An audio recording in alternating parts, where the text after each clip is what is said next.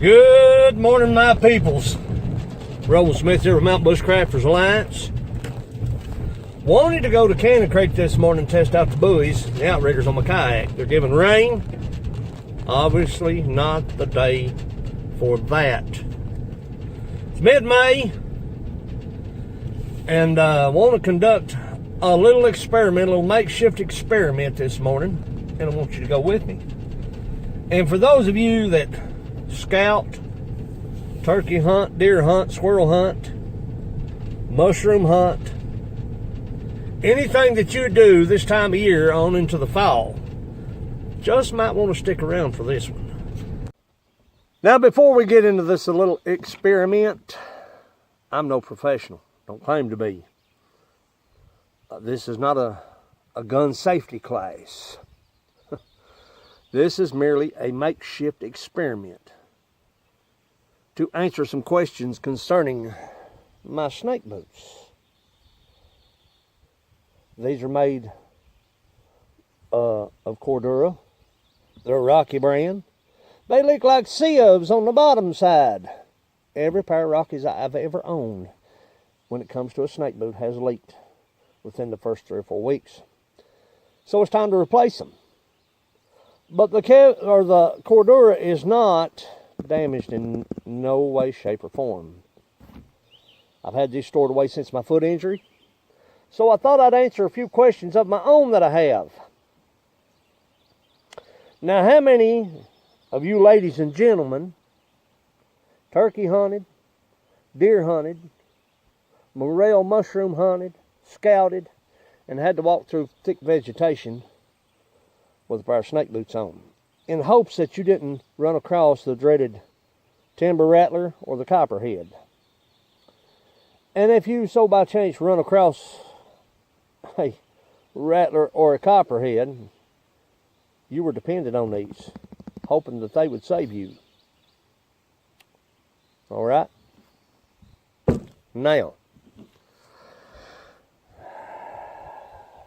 a rattler with about 1.25 inch hypodermic fangs will hit you at about 10 pound and some odd ounces of pressure, like being sucker punched. I can easily take this Shield 40 Smith & Wesson and knock a hole in them boots easily. But I've never ran across a rattler or copperhead packing a 40. It's not how easy I can do it, it's the minimal that I can depend on. The minimal. I'm using steel core and hollow point. Down and dirty, my little junker. About 100, a little over 100 grain, I believe. Long rifle, 22. For distance, this thing ain't worth throwing in the creek. This is my dispatch on the trap line. This gets me on the trail, on the line, with ease. I pack both these during trap season. One for my protection, one for dispatch. Like I said, for distance, this ain't worth owning. Okay? Up close and personal, by far probably one of the best guns I've ever owned. Ultra light, stainless steel, and will get the job done. This will exert, I'm telling you, it will exert the pressure. And we're going to set the camera up and we're going to see if we can puncture this with a knife. Just a ease in punch. Maybe a stab. We're going to do a swing. Because I'm going to tell you something, our decking screw is about the toughest screw you can get your hands on. That thing is razor sharp. Yeah, you don't have to worry about hit being unlike a hypodermic. Then we'll move on to the 22 and finally the 40. And we're going to see what kind of results we can get on the Cordura to see if we are falsely putting our faith into a snake boat. That's the only thing I want to know. It's not for views. It's not for pats on the back. It's not for, ooh, wow, look at him. I want to know because I spend a lot of time out there in the creeks, on the trail. Many of you know I've had a foot injury. Been kind of laid up for a while, but that's about to change. And I'm going to take you with me. So let's get on with this experiment. Got the other boot over there just waiting. Stick around. This knife here is razor sharp. Takes nothing.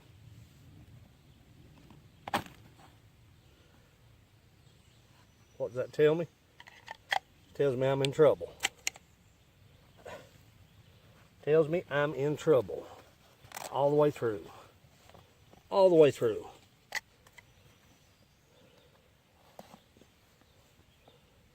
This is what I'm putting my confidence in. If these hadn't leaked, I would have more than gladly. All the way through.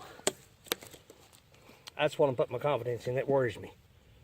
That worries me. As far as I'm concerned, this experiment is done. We're going to back it up. I'm going to shoot it with a 22. I'm going to shoot it with a 40. For the simple fact is, I brought the guns. Stick around.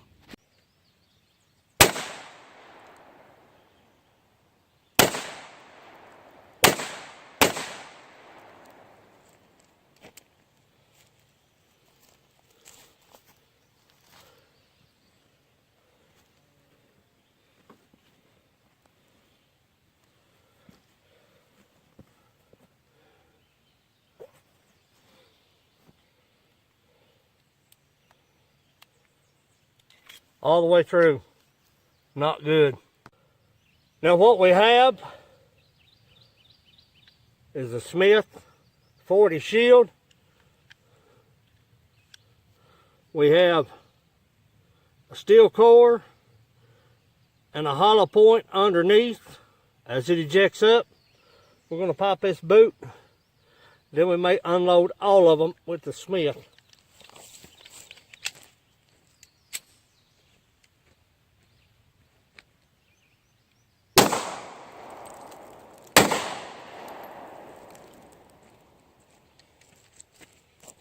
Stay with me.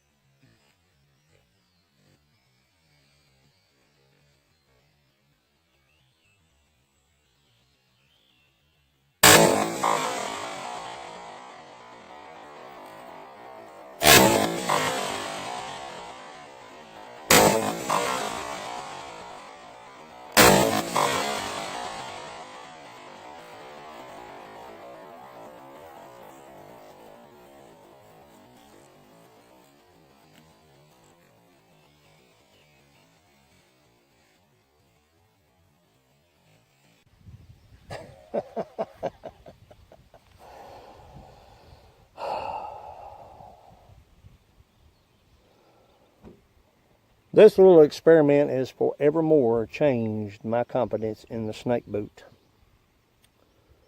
It has forevermore changed the whole aspect of walking through waist-high vegetation.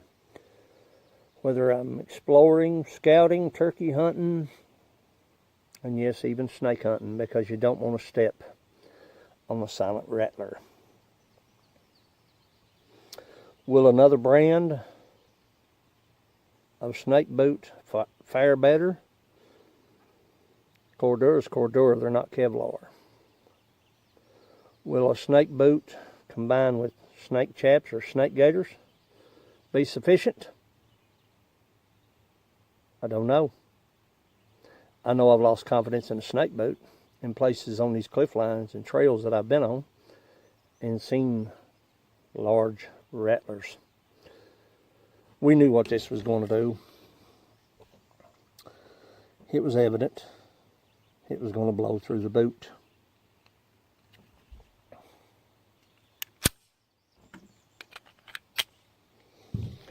I wondered about this. A short wouldn't have made a difference. A crossbow wouldn't have made a difference. A long bow or compound bow. Penetration. The mimic of a snake bite, in all actuality, was the decking screw in PVC.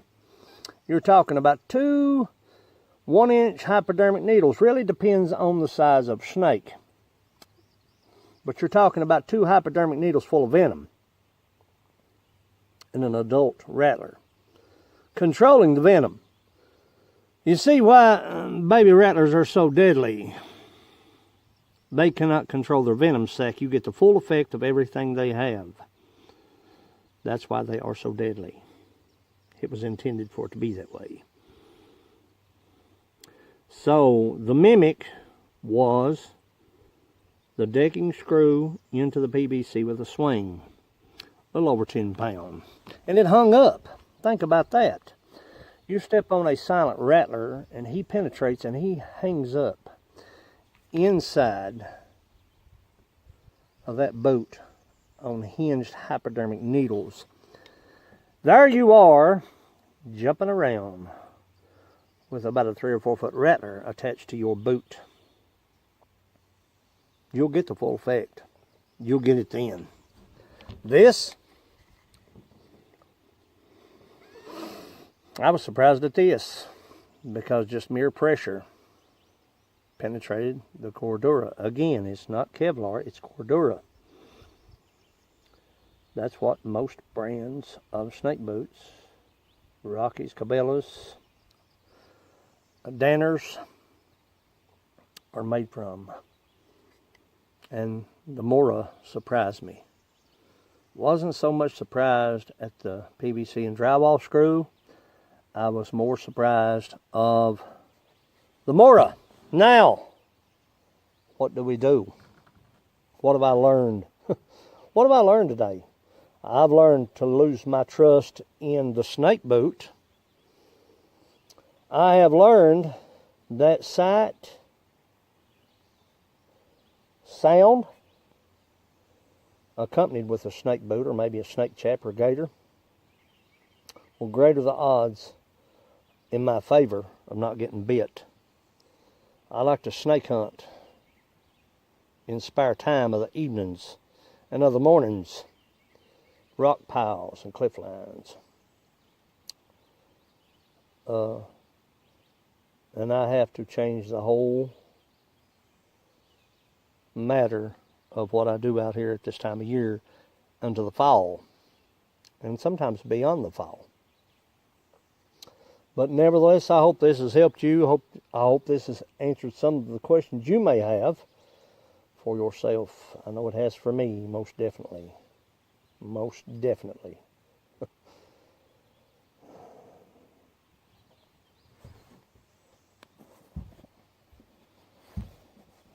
From a 22 all the way through, all the way out, a 40 all the way through and all the way out, and even the strike of a drywall screw in PVC. Look at this, knife blades. And this is just pressure. That's not an angry 3-foot rattler that you can't hear. Makes you wonder, how many times have you passed a rattler without even knowing, without even realizing? We all have, I'd say, at some point or another, if you spend any time on the trail. But nevertheless, I'm going to close this video out. I hope this helped you answer some of your questions. Be safe. Be vigilant. Prod and poke. I take a fishing pole. That's my choice. I got hiking poles I use. Get you a hiking stick. Part the weeds. Scoot them around. Watch your foot placement. Look. Expect. When you're squirrel hunting, look. It's hard to look up for that little gray squirrel in the tree, and you're walking along and you have to look down every few minutes. Been there, done that. And had a surprise or two along the way. But listen, sometimes when you get close enough to one, they'll sing just a little bit and they'll quit. Sing just a little bit and quit. Sometimes they don't sing at all. Sometimes they sing constantly. Be aware.